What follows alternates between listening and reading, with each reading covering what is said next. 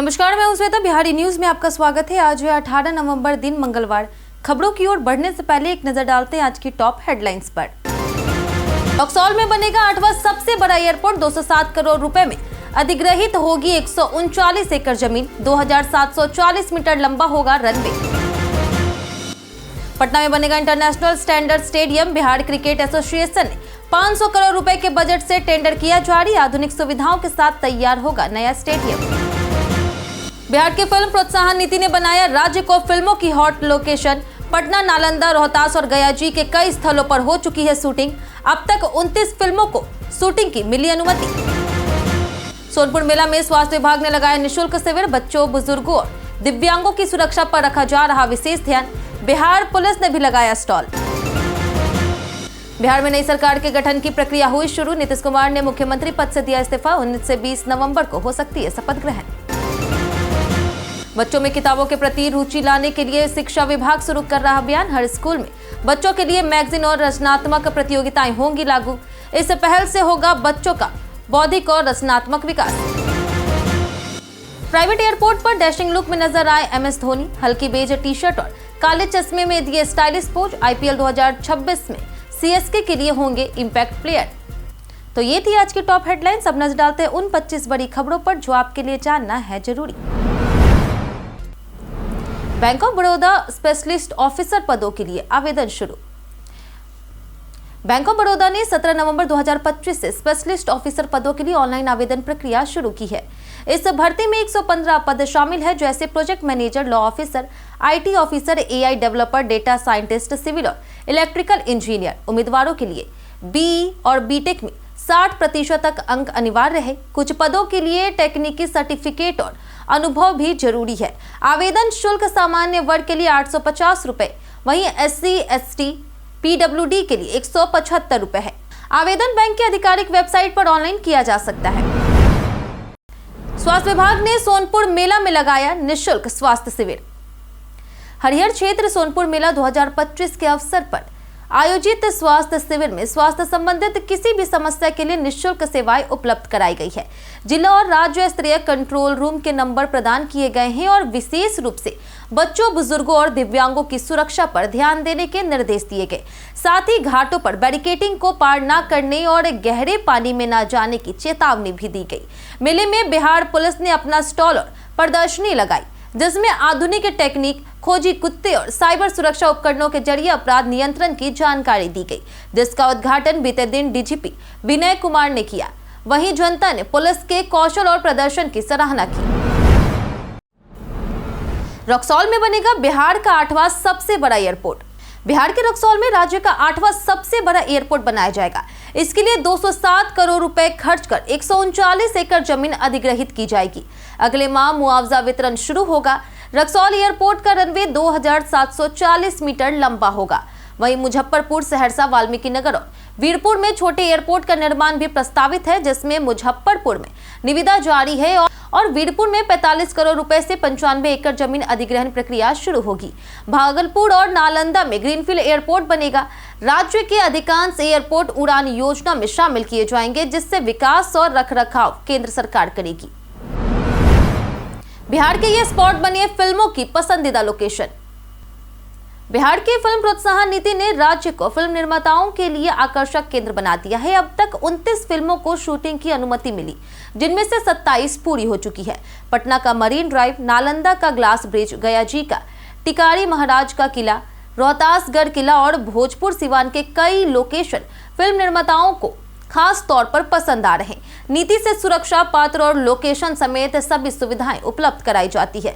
इससे स्थानीय रोजगार बढ़ा है और बिहार की कला, संस्कृति और पर्यटन को बढ़ावा मिला है। 3 फिल्मों के अनुदान के लिए आवेदन भी हो चुके हैं।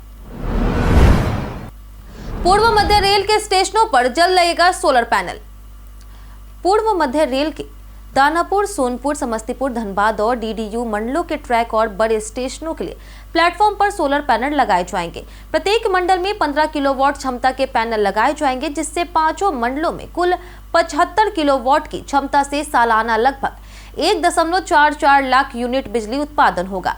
पटना जंक्शन, दानापुर और राजेंद्र नगर टर्मिनल सहित 1 दर्जन स्टेशनों पर सर्वे चल रहा है। इससे रेलवे की बिजली खपत और बिल कम होंगे। सोलर पैनल 25 से 30 साल तक चलेंगे। रखरखाव कम होगा और बिजली ना होने पर भी स्टेशन जगमग रहेंगे।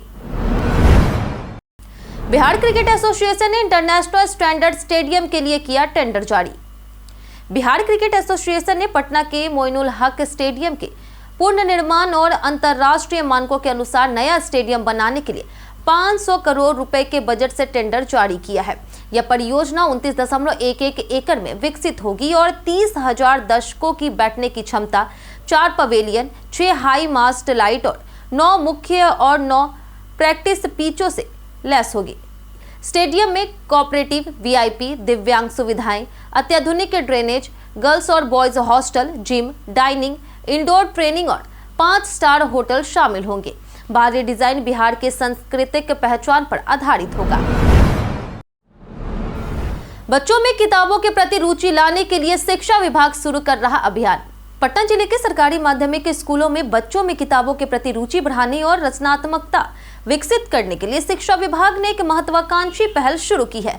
इस अभियान के तहत हर स्कूल में बच्चों द्वारा संपादित मैगजीन, रचनात्मक बुकमार्क प्रतियोगिताएं, पुस्तक आधारित प्रश्नोत्तरी और पुरस्कार योजनाएं लागू की जाएगी। छात्रों को साहित्यिक और प्रेरक किताबें उपलब्ध कराई जाएगी और स्कूलों में पुस्तकालय विकसित किए जाएंगे।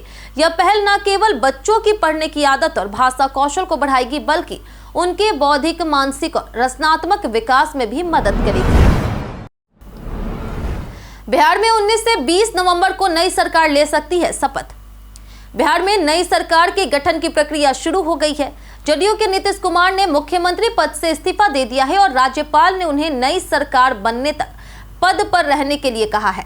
बीजेपी के नितिन नवीन ने बताया कि 19 से 20 नवंबर को नई सरकार शपथ ले सकती है, जबकि प्रदेश अध्यक्ष दिलीप जायसवाल के अनुसार विधायक दल का नेता 19 नवंबर को चुना जाएगा। राजग ने विधानसभा चुनाव में 243 सदस्य सदन में 200 से अधिक सीटें जीती। जीतन राम मांझी और उपेंद्र कुशवाहा ने केंद्रीय मंत्री धर्मेंद्र प्रधान से मुलाकात कर सरकार गठन और मंत्रिमंडल में प्रतिनिधित्व पर चर्चा की।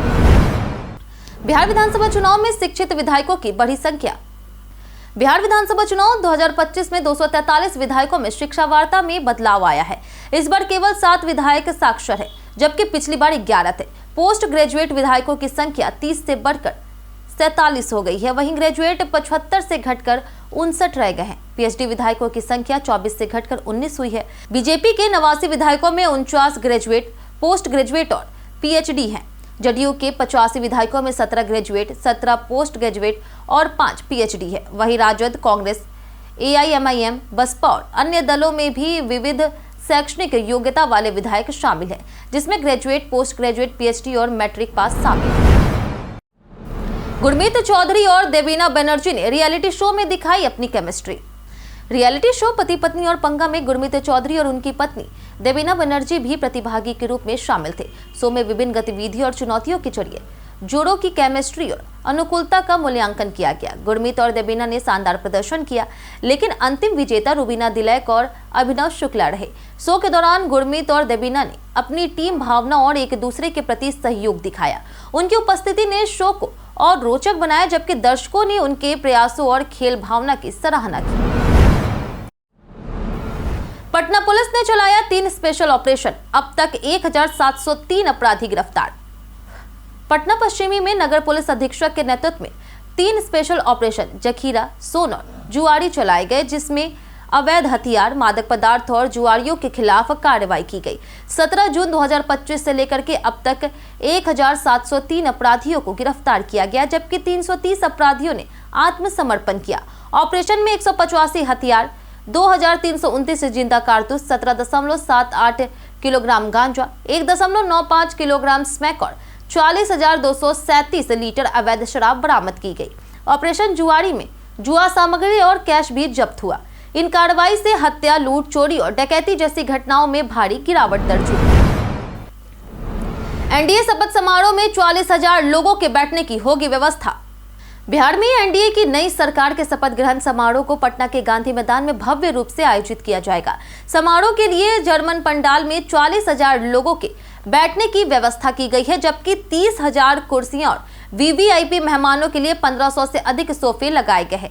मुख्य मंच को सजाने के लिए बेंगलुरु से फूल मंगाए गए। रंग बिरंगी लाइटों, कारपेट और वाटर स्प्रिंकलर से पूरे मैदान को तैयार किया जा रहा। प्रधानमंत्री, बड़े नेता और एनडीए राज्य के मुख्यमंत्री भी समारोह में शामिल होंगे। सुरक्षा व्यवस्था के लिए बम निरोधक दस्ते और सीसीटीवी का विशेष इंतजाम किया गया है। राजस्व विभाग ने शुरू किया वीएलई 2 दिवसीय प्रशिक्षण कार्यक्रम। राजस्व और भूमि सुधार विभाग ने आम नागरिकों तक ऑनलाइन सेवाओं की सरल और प्रभावी पहुंच सुनिश्चित करने के लिए सीएससी के वीएलई के लिए 2 दिवसीय आवासीय प्रशिक्षण कार्यक्रम शुरू किया है। पटना के राजस्व सर्वे संस्थान में आयोजित इस कार्यक्रम में वीएलई को अंचल कार्यालयों में बैठकर सीधे नागरिकों को ऑनलाइन सेवाएं देने की जिम्मेदारी सौंपी गई। अपर मुख्य सचिव दीपक कुमार सिंह और सचिव जय सिंह ने डिजिटल डिवाइस, आवश्यक दस्तावेजों और प्रक्रियाओं की जानकारी देने पर जोर दिया। प्रशिक्षण से सेवाओं की पहुंच, दक्षता और पारदर्शिता बढ़ेगी और शिकायतें कम होंगी। सैलरी नहीं मिलने पर नाराज डॉक्टरों ने ओपीडी सेवा किया था। पटना के बिहटा स्थित सिकंदरपुर ईएसआईसी अस्पताल में सोमवार से ओपीडी सेवा बाधित हो गई। 118 डॉक्टरों की टीम ने पिछले 6 महीनों से वेतन न मिलने के कारण यह कदम उठाया। इससे दूर दराज से आए मरीजों को बड़ी परेशानी हो रही और अस्पताल के बाहर लंबी कतारें लग गई है। डॉक्टरों ने स्पष्ट किया कि जब तक उनकी मांगे पूरी नहीं होती ओपीडी सेवा बंद रहेगी, लेकिन इमरजेंसी और फार्मेसी सेवाएं चालू रहेगी। अस्पताल और विभाग के अधिकारी मौके पर पहुंचकर समझाने का प्रयास किए। दिल्ली विभाग ने 25 दिसंबर तक वेतन देने का आदेश दिया, लेकिन डॉक्टर अपनी मांग पर अड़े रहे। नवंबर के अंतिम सप्ताह तक शिक्षकों को किया जाएगा स्कूल आवंटित। जिला शिक्षा कार्यालय ने आदर्श आचार संहिता खत्म होने के बाद जिले में शिक्षकों के स्थानांतरण की तैयारी शुरू कर दी है। नवंबर के अंतिम सप्ताह तक 1290 शिक्षकों को उनके आवेदन के आधार पर स्कूल आवंटित किया जाएगा। गंभीर बीमारी और दिव्यांग 220 शिक्षकों का स्थानांतरण पहले किया जाएगा। जिला शिक्षा पदाधिकारी साकेत रंजन ने कहा कि प्रक्रिया जल्द शुरू होगी। दूसरी ओर पटना विश्वविद्यालय ने 20 अतिथि सहायक शिक्षकों की सेवा 11 माह के लिए नवीनीकरण की है। यह नवीनीकरण समाज शास्त्र, इकोनॉमिक्स, फिजिक्स और जियोग्राफी विषयों के शिक्षकों को दिया गया है। चुनाव जीतते ही आनंद मिश्रा ने जनता के लिए जारी किया हेल्पलाइन नंबर। बक्सर विधानसभा सीट पर पूर्व आईपीएस अधिकारी आनंद मिश्रा ने कांग्रेस के संजय कुमार तिवारी को 28,000 से अधिक मतों से हराकर भाजपा को बड़ी जीत दिलाई। असम के सुपर कॉप के नाम से मशहूर मिश्रा ने पुलिस की छवि को राजनीति में बदलते हुए अपनी लोकप्रियता साबित की। उन्होंने चुनाव जीतने के बाद हेल्पलाइन नंबर 9288012121 जारी किया ताकि जनता सीधे अपनी समस्याएं साझा कर सके। मिश्रा का करियर उग्रवाद और नशीले पदार्थों के खिलाफ ऑपरेशनों से भरा रहा और उनका प्रशासनिक अनुभव, साफ सुथरी छवि और युवा मतदाताओं में प्रभाव इस ऐतिहासिक जीत की नींव बना। अपने बैंक के एटीएम में फंसा कार्ड कैसे पाए वापस। एटीएम से पैसा निकालते समय कार्ड मशीन में फंस सकता है, जिसकी वजह तकनीकी गड़बड़ी, नेटवर्क समस्या, पावर कट, पिन गलत डालना या मशीन का लिंक फेल होना हो सकती है। ऐसे में घबराने की जरूरत नहीं है। सबसे पहले अपने बैंक के कस्टमर केयर पर कॉल करें और एटीएम की लोकेशन और समस्या बताएं। बैंक 2 ऑप्शन देती है, कार्ड ब्लॉक कर नया कार्ड मंगवाना या फिर कार्ड वापस निकलवाने की प्रक्रिया शुरू करना। अपने ही बैंक के एटीएम में फंसा कार्ड आसानी से बैंक टीम के माध्यम से या फिर शाखा जाकर प्राप्त किया जा सकता है। जानिए आज कैसा रहेगा बिहार के मौसम का मिजाज। बिहार में अगले 48 घंटों के दौरान अधिकतम तापमान 28 से 30 डिग्री सेल्सियस और न्यूनतम तापमान 14 से 16 डिग्री सेल्सियस के बीच रहने का अनुमान है। राज्य के अधिकांश हिस्सों में न्यूनतम तापमान में कोई खास बदलाव नहीं होगा। हालांकि इसके बाद 1 से 3 डिग्री सेल्सियस की हल्की बढ़ोतरी की संभावना जताई गई है। बिहार मौसम सेवा केंद्र के अनुसार आने वाले दिनों में ठंड और बढ़ सकती है। दिन में धूप से कुछ राहत मिलेगी, लेकिन रात का तापमान धीरे धीरे 5 डिग्री सेल्सियस तक गिरने की आशंका है। वहीं 19 नवंबर के बाद तापमान में हल्की बढ़ोतरी की उम्मीद है, लेकिन फिलहाल राज्य में कड़ाके की ठंड बनी रहेगी। गोपालगंज पुलिस ने बरामद की करोड़ों की विदेशी शराब। गोपालगंज पुलिस ने शराब के खिलाफ चलाए जा रहे अभियान में बड़ी कार्रवाई की। कुछ हाईकोर्ट थानाध्यक्ष दर्पण सुमन की टीम ने NH 27 स्थित बलथरी चेक पोस्ट पर एक कंटेनर ट्रक को रोककर तलाशी ली, जिसमें 567 कार्टून यानी कि 5019.48 लीटर विदेशी शराब बरामद हुई। इस तस्करी की अनुमानित कीमत लगभग 1 करोड़ रुपए बताई जा रही। 2 शराब तस्करों को गिरफ्तार किया गया। वहीं ट्रक में सोयाबीन की आड़ में शराब छिपाई गई थी, लेकिन पुलिस की सतर्कता के चलते योजना नाकाम। तेजस्वी यादव बने आरजेडी नेता प्रतिपक्ष, पार्टी ने दी पूर्ण समर्थन। चुनाव में करारी हार के बावजूद तेजस्वी यादव को बड़ी जिम्मेदारी सौंपी गई।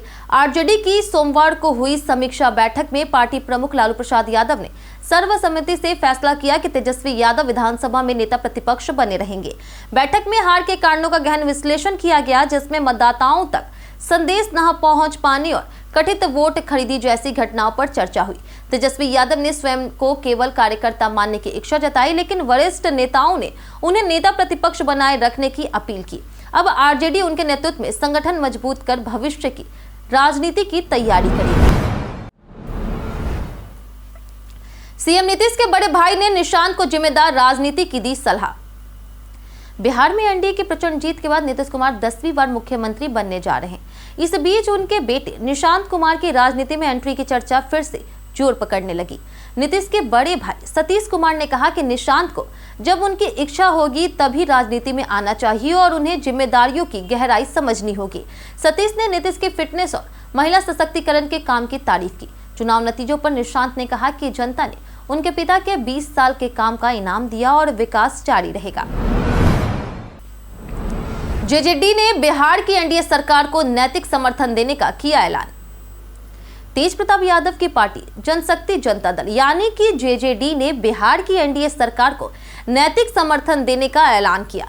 पार्टी ने रोहिणी आचार्य को राष्ट्रीय संरक्षक बनने का ऑफर दिया।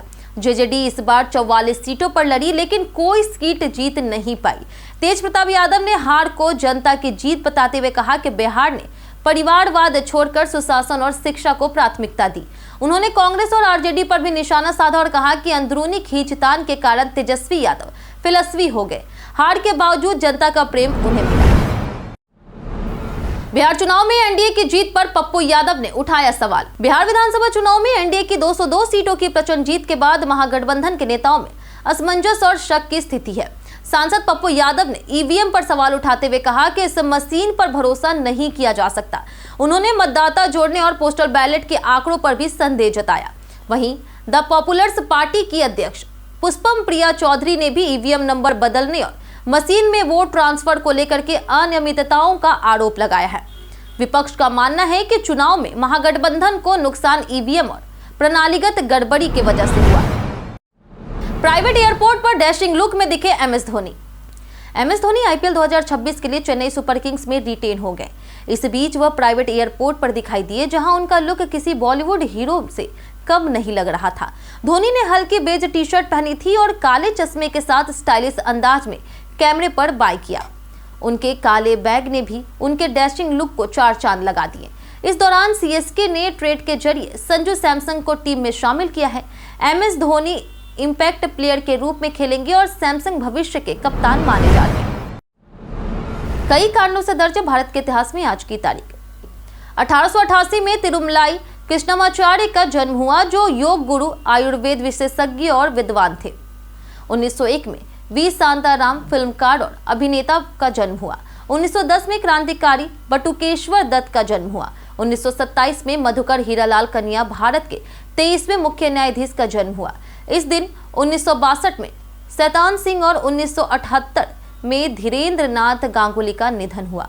वहीं 2017 में ज्योति प्रकाश निराला अशोक चक्र से सम्मानित भारतीय वायुसेना के शहीद इस दिन निधन हुआ। हम प्रतिदिन आपसे 5 ऐसे जरूरी सवाल उसके जवाब बताएंगे जो कि बीपीएससी, बिहार पुलिस, दरोगा समेत एसएससी जैसे अन्य प्रतियोगी परीक्षाओं में काम आएंगे। सवाल इतिहास, बिहार स्पेशल, विज्ञान, करंट अफेयर्स और भूगोल से रहेंगे। पूछे गए 5 सवाल में आपने कितना सही जवाब दिया, ये हमें कमेंट करके जरूर बताएं। तो हमारा पहला सवाल है, बिहार आंदोलन किस वर्ष शुरू हुआ था? ऑप्शन ए है 1970, ऑप्शन बी है 1965, ऑप्शन सी है 1972 या फिर ऑप्शन डी 1974। इसका सही जवाब है ऑप्शन डी 1974। हमारा दूसरा सवाल है कि भारत में सबसे पुरानी जीवित चट्टान काटकर बनाई गई गुफाएं कौन सी है?